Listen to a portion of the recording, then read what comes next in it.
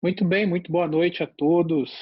Aqui a gente vai fazer mais uma aula do projeto da função autonômica.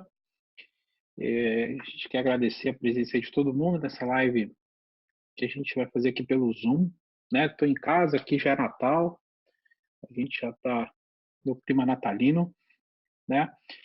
E a ideia é a gente falar sobre as tendinites, né? Então nós vamos falar sobre tendinites hoje e vamos, na verdade, comentar as relações que as tendinites têm com a função autonômica, que é sempre a ideia aqui dos nossos temas, né? E como que os conceitos de função autonômica podem ajudar.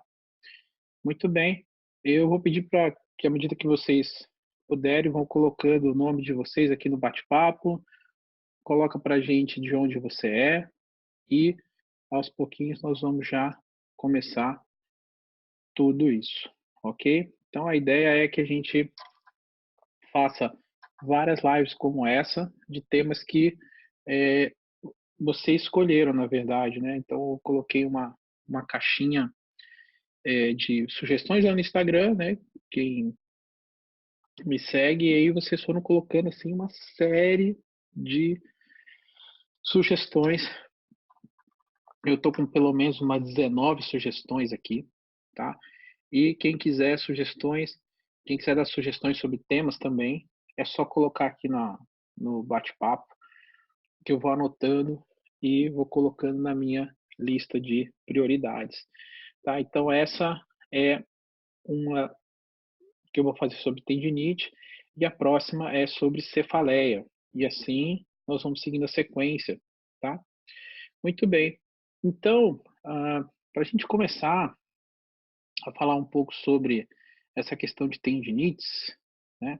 Eu fiz assim um misto, né? Que eu acho que é a ideia que a gente quer fazer aqui com vocês, que é um pouco sobre a relação da função autonômica com o tema escolhido e como que os conceitos podem ajudar, e pegar o que existe de mais recente que a literatura começa a ajustar essas coisas, tá? Bom, então, quando a gente pensa em tendinite, o ideal era a gente começar a pensar mais em tendinopatia do que em tendinite. Então,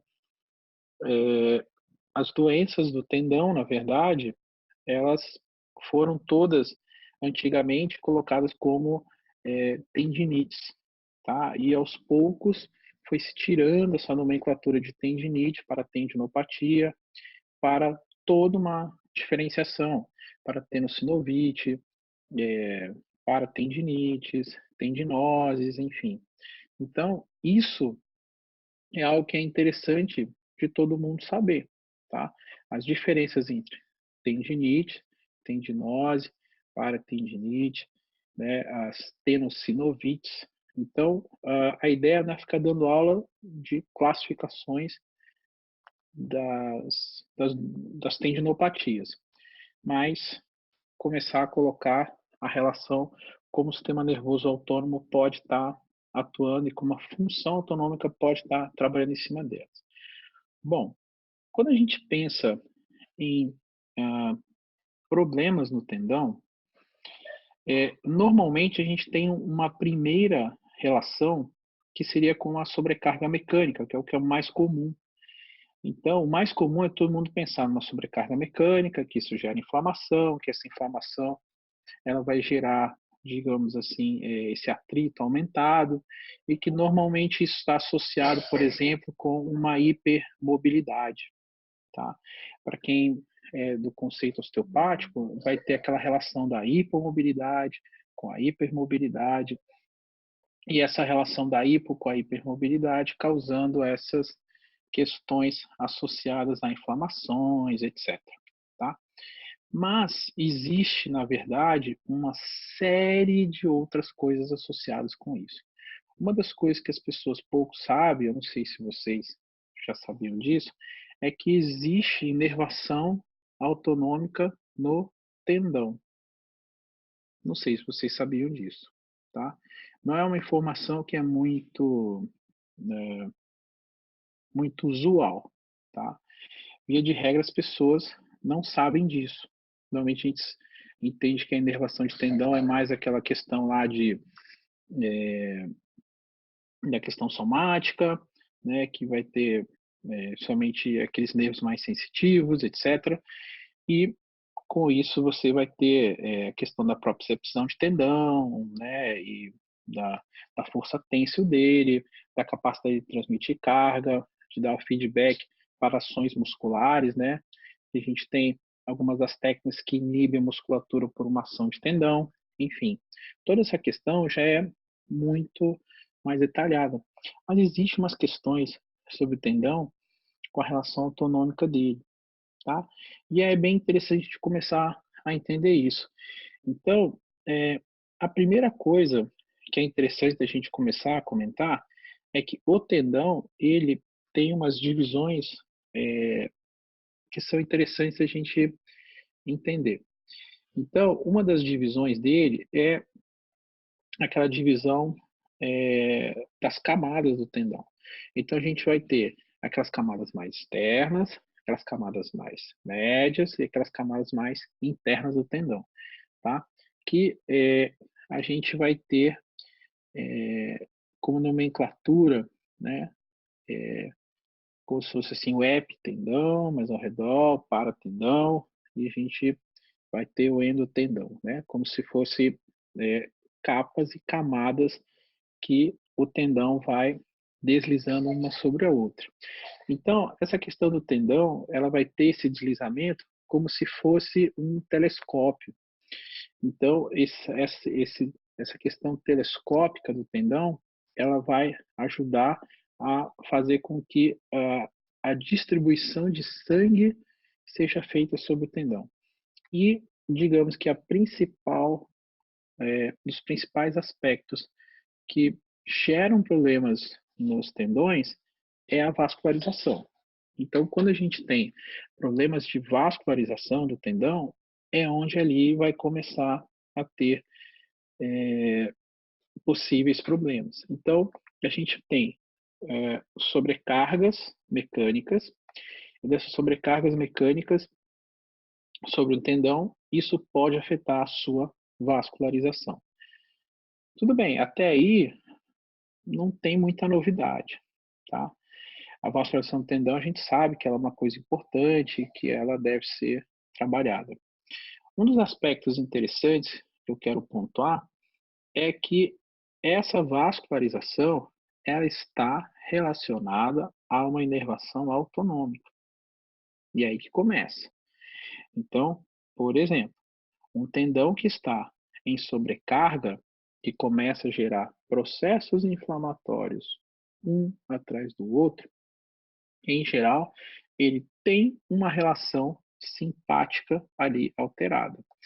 Essa relação simpática, ela pode começar com um problema num metâmero. Então, você tem uma disfunção num ponto, isso gerar aquela relação metamérica e, com isso, afetar a vascularização daquele tendão. Então, esse aí é um dos primeiros pontos a serem trabalhados, tá? Mas a gente tem que pensar, tá, que nem sempre o tendão ele vai receber aquela vascularização, por exemplo, metamérica. E presta atenção numa coisa, a vascularização nem sempre ela obedece a essa regra do simpático fechar o vaso e quem está simpático ele fecha esse vaso. Pega essa aí. Essa regra do simpático fechar o vaso, tá? Isso é informação bem nova. Essa regra do simpático fechar o vaso, ela é muito associada com os vasos da pele. Então, dos dermátomos. Quando a gente está começando a estudar essa relação, por exemplo, com vasos maiores, por exemplo, a artéria braquial, a artéria femoral, por exemplo, nem sempre uma simpaticotonia ele vai provocar esse fechamento do vaso. Isso começa a ficar mais lógico quando eu tenho uma ação simpática ocorrendo no corpo, que eu tenho aumento da frequência cardíaca e eu preciso que esse sangue, por exemplo, chegue aos tendões e aos músculos. Então, como é que eu posso fechar esses vasos se ele vai, essa ativação simpática tem que chegar nos músculos? Percebe? Então, esse é um detalhe que é um erro que normalmente as pessoas cometem, porque acabam generalizando uma relação fisiológica que ela é local. Ele é da pele, ele é de um dermato. E aí se coloca isso, por exemplo, como se fosse para todos os vasos do corpo. E isso não ocorre. Então, esse é um primeiro ponto importante, tá? Eu não posso pensar como uma disfunção metamérica, simplesmente ela, por aquela ação reflexa que chega lá no vaso, ele vai pegar e vai fechar o vaso. Tá? Isso não ocorre. Ok? Primeiro ponto. Segundo ponto, eu tenho que pensar na vascularização que chega à anatomia do tendão. Então, para cada tendão que eu estou tratando, eu preciso saber o vaso que vai levar o sangue para aquele tendão. E a partir disso, sim, entender como é a relação dele. Então, por exemplo, se eu penso no tendão de Aquiles, por exemplo, ou um tendão patelar, né, ou os vasos que inervam, que vascularizam, perdão, os tendões dos extensores do punho, e eles têm trajetos e caminhos diferentes, tá? Então, isso vai fazer muita diferença quando eu penso numa tendinite. Então, as tendinites, de maneira geral, elas têm normalmente uma associação com uma pobre vascularização local. Eu posso ter aquela relação de sobrecarga mecânica, etc. Claro, começa por ali. Só que isto começa a afetar diretamente a capacidade do vaso em vascularizar aquele tendão. Então, aquela sobrecarga mecânica, ela começa a afetar o vaso, né? O vaso não consegue despejar sangue para lá, e aí acontece um fenômeno interessante, tá? E acontece um fenômeno chamado de angiogênese. O que eu quero dizer com isso?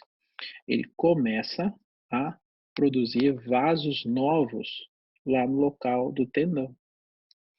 E olha que interessante, você pensa, pô, tem vasos novos, então é legal, né? Isso vai ajudar. Vai ajudar. Só que, o que as pesquisas começaram a ver?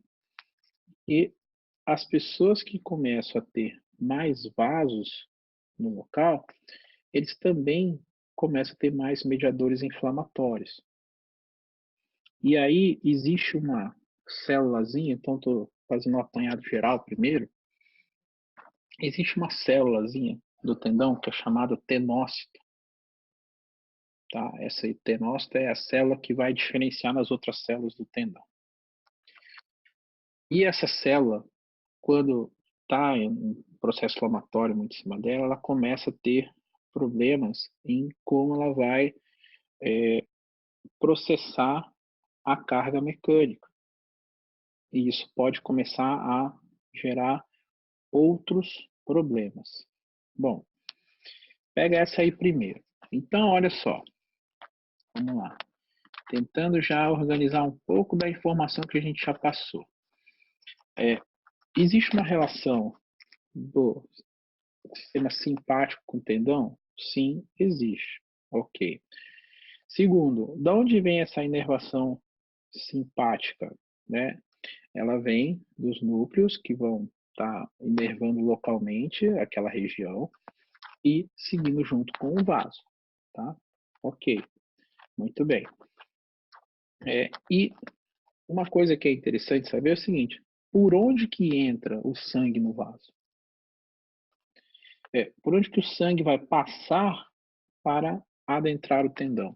Então, tem uma imagenzinha que a gente colocou lá no grupo do Telegram, que todos vocês aí acabaram, né, que quem já não era do grupo acabou entrando, estou até com ele aberto aqui, que é essa imagem aqui, ó. Vamos lá.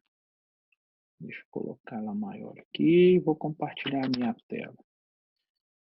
Vamos lá.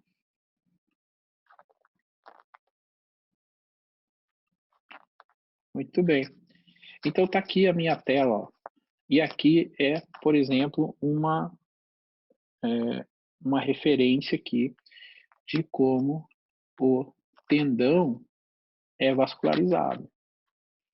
Então, repara, o sangue para chegar no tendão, ele pode vir por várias vias, tá?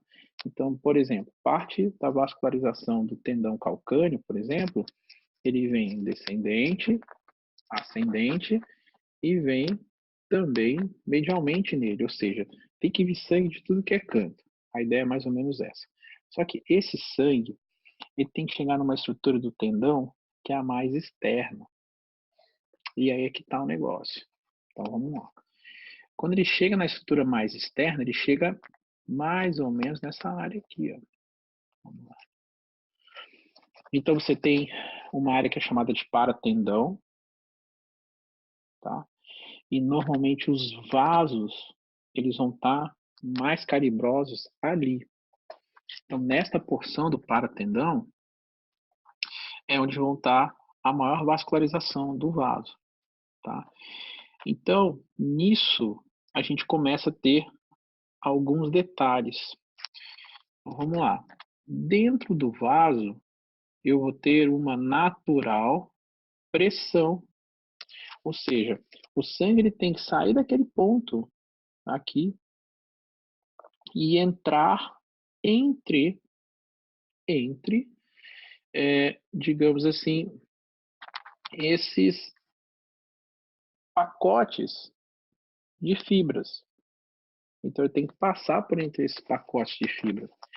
Então, toda vez que você tem aquela sobrecarga mecânica, etc., que aumenta a pressão local aqui, isso vai dificultar a chegada do sangue. Isso vai dificultar a chegada do sangue. Tá?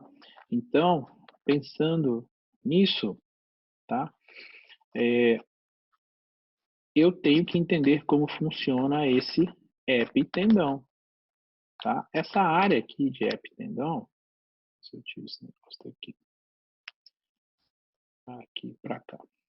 Essa área de epitendão, ele é cheio de proteoglicanas e glicosaminoglicanas. Essa área aqui, quando eu tenho proteoglicano e glicosaminoglicanas, ela é uma área do tendão, olha só que interessante, é uma área menor, se você reparar. Ó, eu tenho mais áreas de fibra colágeno, tenho áreas entre elas de glicosaminoglicanas. As glicosaminoglicanas, elas são a porção do tendão que resiste à sobrecarga. Olha que interessante. Então, o tendão é construído para que ele tenha uma força tênsil grande dentro dele, da fibra de colágeno, para se tirar. E entre essas fibras de colágeno, eu tenho que ter algo que limite a compressão. E o que limita a compressão são as proteoglicanas e as glicosaminoglicanas.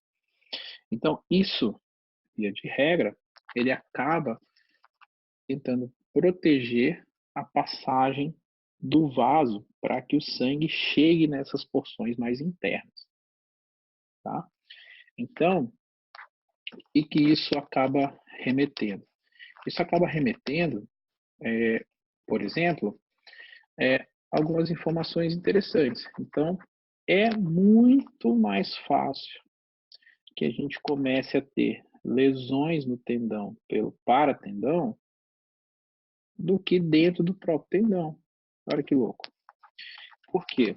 Porque se eu pensar na carga mecânica externa e da quantidade de inflamação que chega, eu vou ter aumento de leucócitos, células, vasos sanguíneos e células proliferativas aqui. Então, a ação inflamatória ela acaba sendo maior ao redor do tendão. Tá? E isso faz com que esse tendão, em tese, comece a querer deformar e perder aos poucos a carga mecânica dele. Eu costumo dizer que é como se a analogia é parecida com a do coração. Tá? O coração, ele quando começa a deformar, ele começa a perder um pouco da capacidade de bomba dele, ele não vai conseguindo, né, fazer aquela bomba de maneira adequada. É como se fosse assim uma bola de dente de leite. Eu não sei se é da época de vocês, mas da minha é, talvez de algum de vocês também seja. A bola de dente de leite, quando você comprava novinha, ela quicava bonita, mas à medida que você ia chutando, ela ia deformando. E aí depois o jogo era muito mais engraçado, porque a bola quicava num canto e ia para outro. E esse tinha que sair correndo atrás da bola. Então ele deforma. E é isso que ocorre, tá? Então ele deforma porque o tenócito, né, essas células, elas tentam reproduzir novo tendão e tentar ajustar isso aí, né? E aí, obviamente que toda essa modificação do paratendão, ele acaba aos poucos levando esse aparecimento, né, que é late appearance, né, que seria o aparecimento tardio dos leucócitos, né, e das células proliferativas, etc., dentro aqui dessa região do endotendão, da parte mais interna. Então, toda essa questão dessa entrada, né, depois ele acaba também gerando deformidades ali. Então, por isso que normalmente vocês vão ver em vários diagnósticos, os médicos um pouquinho mais experientes, eles começam a falar que os pacientes têm mais tenossinovites do que tendinites. Começa por aí. E essas tenossinovites acabam falhando nisso, né? Então, eles, na verdade, começam a ter essa relação aí, tá? E o mais interessante nessa coisa toda, porque a gente fala muito de vaso, mas o vaso, ele tem uma coisa interessante nele, que são os mediadores internos do vaso. Então, por exemplo, alguns estudos começaram a verificar que existe alguns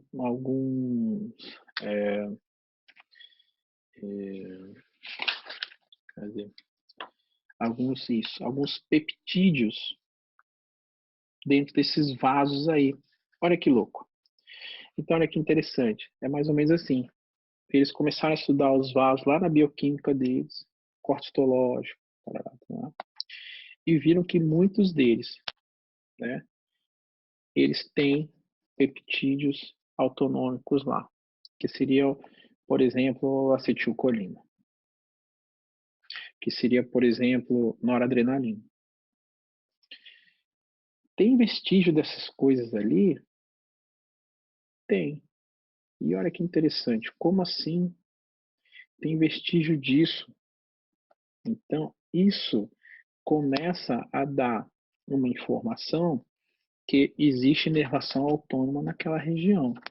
E pasme você, alguns autores dizem que não só simpática, mas também parasimpática. E aí isso vai meio que contra tudo que a gente acaba aprendendo, que inervação somática ela é associada só com simpático e etc. Tá? E aí existe uma, uma exceção muito clássica ao vaso, né? Então, por exemplo, uma das coisas que é bem conhecida é a vascularização peniana, que no parasimpático é que vai causar, digamos assim, a inervação parasimpática é que vai causar a ereção. Então, isso existe para a área peniana e clitoriana, mas está se vendo que pode existir em outros aspectos também. Alguns autores muito antigos, eles falam que existe um parasimpático medular, mas isso ainda é bem pouco sabido ou estudado. Tá? Não se sabe direito, tem uma coisa um pouco especulativa nisso também. ok? Mas o que se sabe é que quando você faz esses cortes, você começa a ter, principalmente, em tendões com inflamações crônicas. E aí que começa a nossa sacada. Então, partir um pouco dessa fisiologia mais normal, da relação de como que chega o vaso sanguíneo ali para o tendão, das relações principais, né, para essa questão mais inflamatória. A inflamação do tendão ela pode vir por vários motivos, tá? E vários motivos vocês foram colocando lá no Instagram, tem razão de ser. Sobrecarga mecânica, relações com alguma hipermobilidade, enfim, até questões mais metabólicas. E aí começam algumas questões interessantes. Tá? O que tem sido visto? Que quando você faz esses cortes e verifica esses peptídeos, né, que seriam esses neurotransmissores do sistema nervoso autônomo, nas tendinoses, eles são encontrados principalmente é, quando você tem, digamos assim, uma ação simpática aumentada. Então, você tem isso na inflamação crônica, tanto no tendão, e esse mesmo achado, olha que louco, você encontra nos. Segura essa. Você acha a mesma coisa no tendão do que você acha no intestino. Olha aí que louco. É, pessoal. Então, e não sou eu, sou eu que estou dizendo isso não, está nos estudos aqui, tá? É, então você acha esses mesmos peptídeos, quando você corta a histologia dele, você acha no tendão e você acha também no intestino. Eu estou querendo dizer que, vamos mexer no intestino, vai curar todos os tendões? Não. Esse é um grande problema. A gente pega uma interpretação disso e aí força ela para uma crença, ou algo que a gente acha que é assim o assado, tá? A gente precisa sempre renovar os nossos estudos baseados na fisiologia. A anatomia é importante, mas ela não explica as coisas. A anatomia liga dois pontos, o que acontece entre eles, você tem que estudar fisiologia. Então, veja, só foi saber disso porque no corte histológico achou isso. Porque se ele faz o corte anatômico, às vezes ele não acha. Percebem? Então, isso precisa ser mais levado em consideração.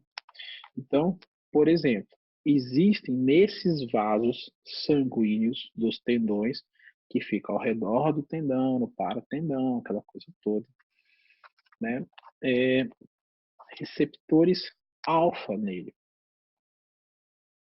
Quem está fazendo o curso de função autonômica sabe que eu estou falando dos receptores alfa, beta, alfa-adenético, beta-adenético, etc. Então, o que, que acontece? Eles são receptores que vão receber a adrenalina. E aí, a partir do excesso de estímulo simpático local, ele começa a fazer uma reação grande nos tenócitos, tá? E aí, é, e aí isso começa a levar, olha que louco, um aumento da vasoconstrição. Então, essa vasoconstrição começa a aumentar, começa a diminuir o aporte sanguíneo, e isso faz com que a capacidade regenerativa do vaso diminua, então você começa a ter deformidade do vaso. Ele deforma, ele deforma, ele deforma, ele deforma. E aí tem alguns autores, olha que interessante, que eles estão concebendo a possibilidade, tá? De um dos tratamentos para os tendões muito deformados, a injeção de acetilcolina.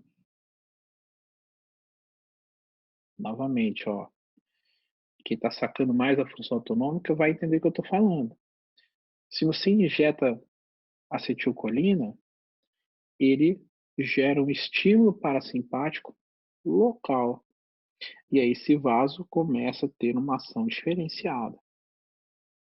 E se eu tenho uma ação parasimpática local diferenciada, isso diminui a minha ação simpática, o meu vaso dilata e a ação do tenócito começa a melhorar. Olha que louco. Isso é em teoria, tá? E aí quando a gente joga para a prática clínica, por exemplo, do fisioterapeuta ou do osteopata, que seja, os incrementos parasimpáticos desses pacientes são importantes. Eu via de regra alguém com muita tendinite, tendinoses, etc., e você vai ver pessoas com dores no corpo inteiro, elas começam a ter uma simpaticotonia associada. Inclusive, um dos estudos que eu peguei, ele faz uma relação, por exemplo, de quem tem síndrome do impacto que tem simpaticotonia. Paciente com síndrome do impacto tem simpaticotonia.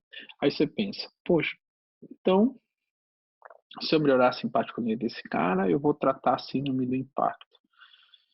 E aí, esse estudo que eu verifiquei para trazer para vocês não viu isso. Então, assim, sem viajar demais na maionese. Pé no chão. Tem uma lesão lá, tem que tratar o local. É importante. O que às vezes ocorre muita falha? Quem é osteopata, ele espera que o corpo ajuste tudo com um passe de mágica, sempre. Você tira as coisas e o corpo tem que ajustar.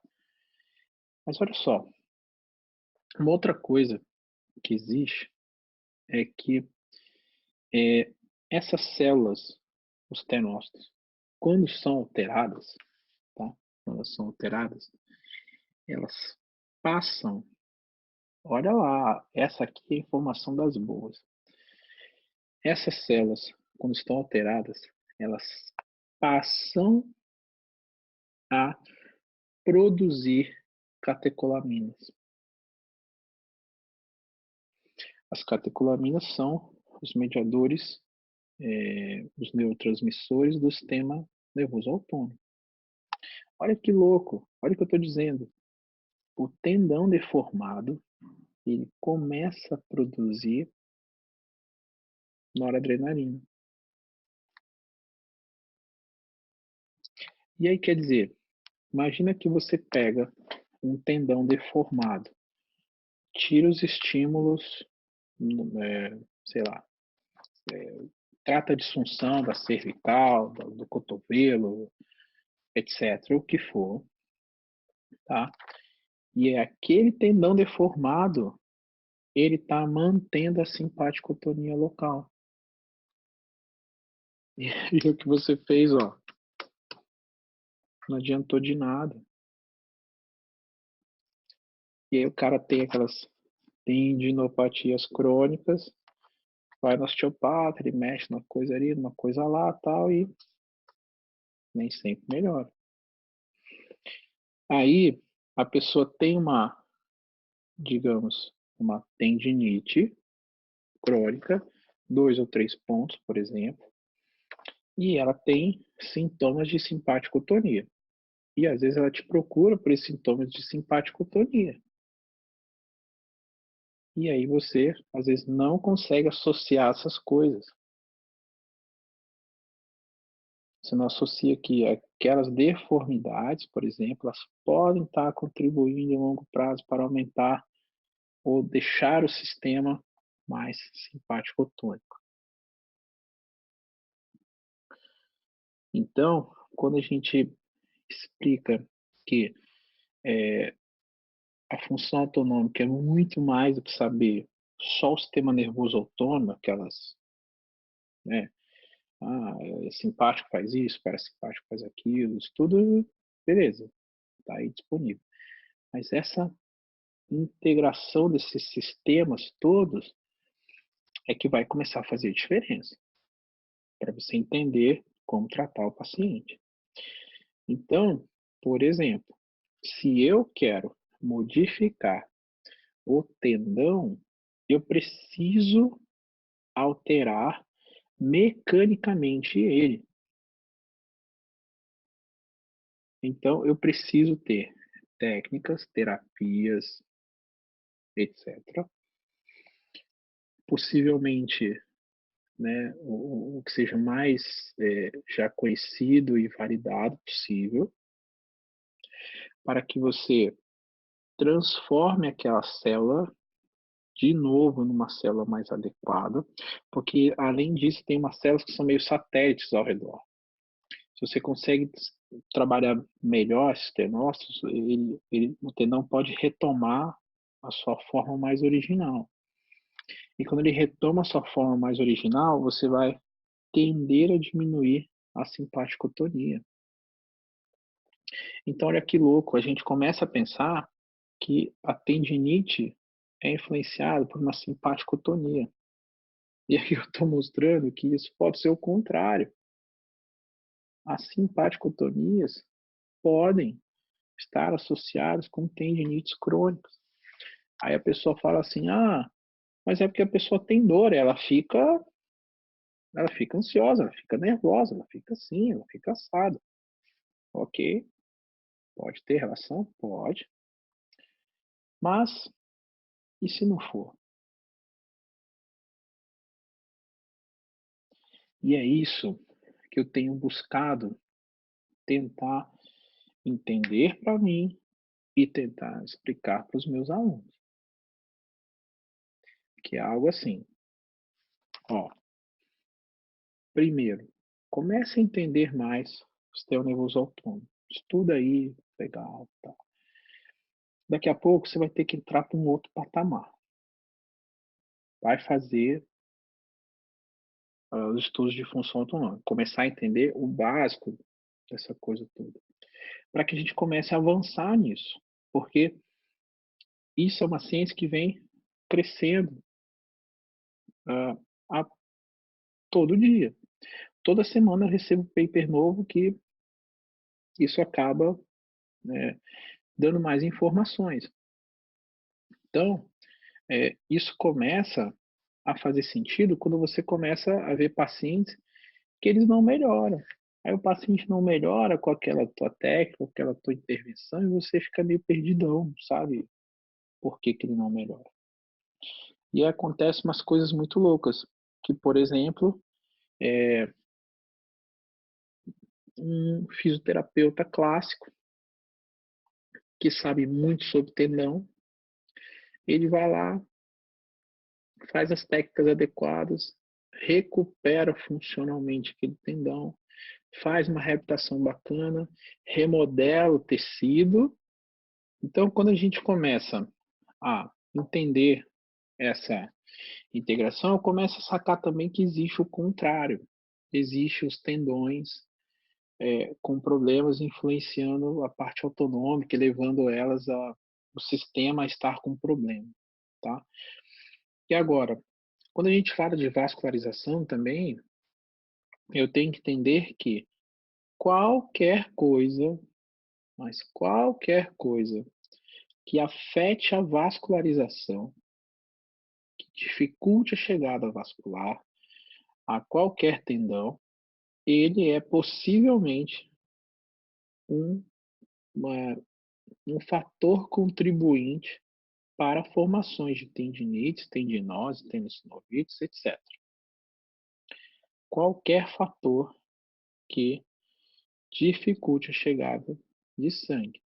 Então, seja uma falha de metabolismo, seja uma questão hepática, seja, por exemplo, uma coisa que normalmente vocês acabam não associando, problemas do próprio vaso. Por exemplo,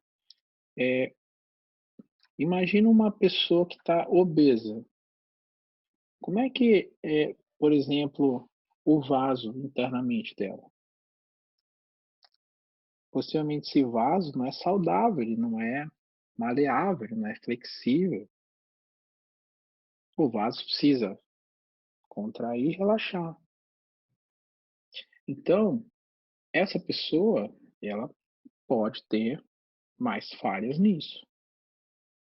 Olha a sacada. Aí a pessoa chega para que você atenda, ela tem tendinite, ela tem dor, etc. Tá? Ok. Ela está acima do peso. Aí você manda ela fazer exercício de qualquer jeito. Não varia a carga de maneira adequada. Não vê como está o sistema metabólico dela. Falha nisso. Percebe? Eu atendi uma vez um paciente que ele teve uma ruptura do tendão calcâneo. E ele não conseguia reabilitar direito, porque o fígado dele era muito ruim. E na época eu não sabia, não entendia direito isso.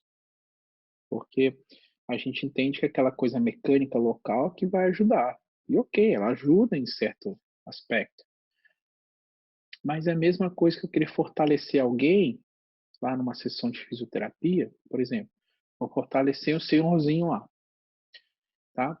Aí eu pego aquele senhorzinho que levanta e senta da cadeira, com o próprio peso do corpo, apesar da dificuldade, e coloco meio quilo ou 1 quilo de caneleira e mando ele esticar a perna. Não vai dar. Aí o cara faz fisioterapia por anos e não adianta.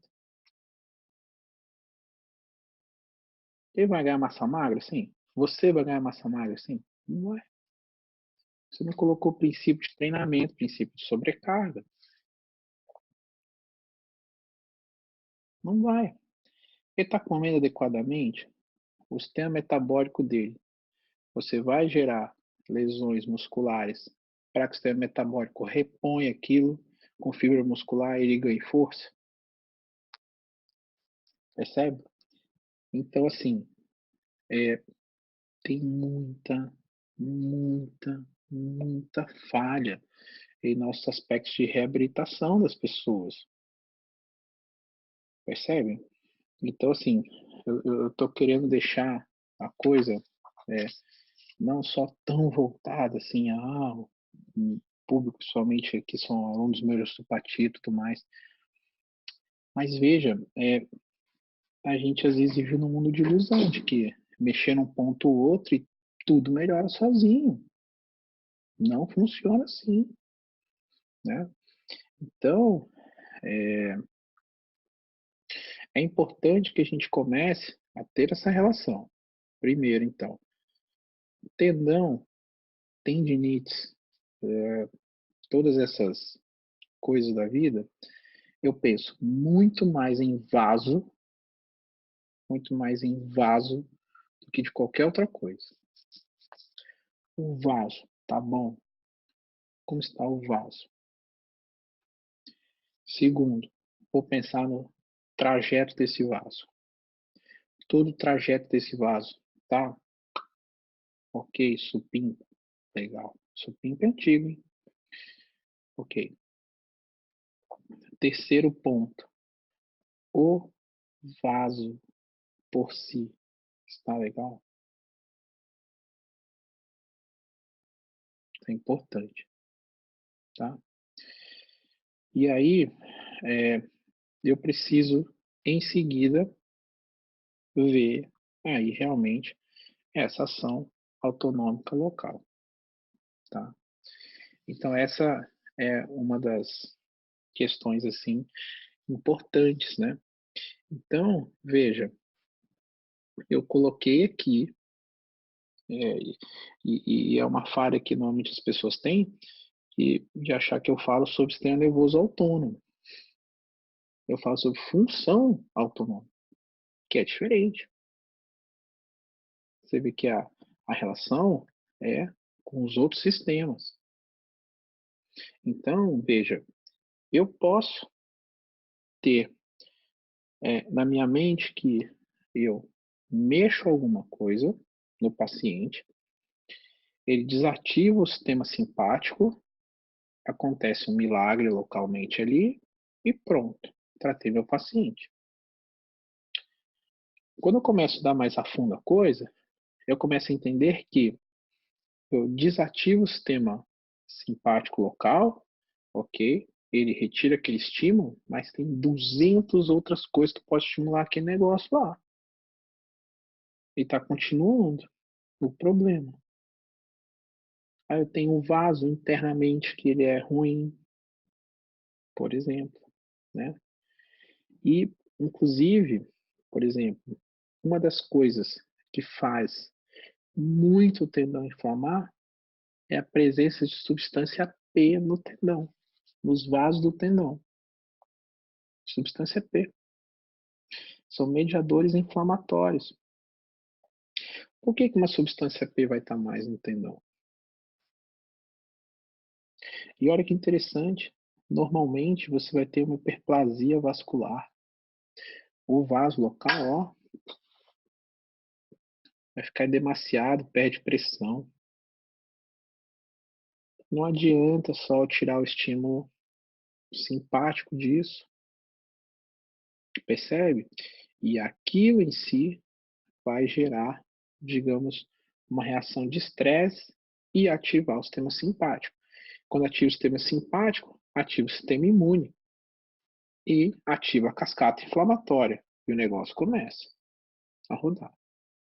Então, eu preciso pensar que a minha terapia hoje, eu quero reverter esse processo e não quebrar a simpático-tonias apenas.